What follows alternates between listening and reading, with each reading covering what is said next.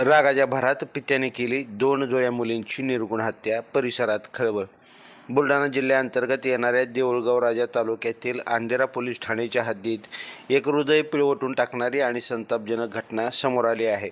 वाशिम जिल्ह्यातील रोई येथील रहिवासी व पुण्यातील खाजगी कंपनीत काम करणारा राहुल चव्हाण या व्यक्तीने आपल्या 2 जुळ्या मुलींचा गळा कापून खून केल्याची धक्कादायक घटना उघड झाली आहे। मिळालेल्या माहितीनुसार राहुल चव्हाण हे आपली पत्नी आणि 2 मुलींसह प्रवास करत होता।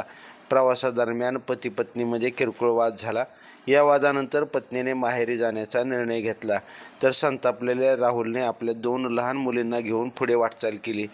रागाच्या भरात त्याने अंधेरा फाटा परिसरातील जंगलात दोन्ही मुलींचा गळा कापून निर्दयपणे खून केला।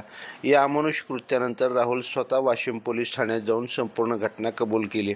पोलिसांनी तात्काळ घटनास्थळी धाव घेत पंचनामा करून पुढील तपास सुरू केला आहे।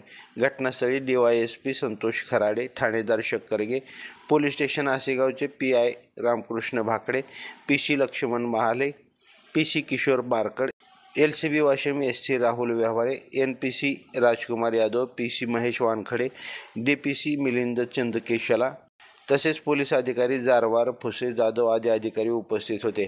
संपूर्ण परिसरात या घटनेमुळे खळबळ उडाली असून नागरिकांमध्ये तीव्र संतापाचं वातावरण आहे। निष्पाप 2 बालिकांचा जीव केवळ कौटुंबिक वादामुळे गेला, ही घटना समाजाला हादरवून टाकणारी असल्याची भावना परिसरात व्यक्त केली जात आहे। आरोपीला 3 दिवसाचा PCR मिळाल्याची माहिती समोर आली आहे। लाईव्ह महाराष्ट्र झोन न्यूजसाठी लोणार तालुका प्रतिनिधी शिलवंत इंगळे।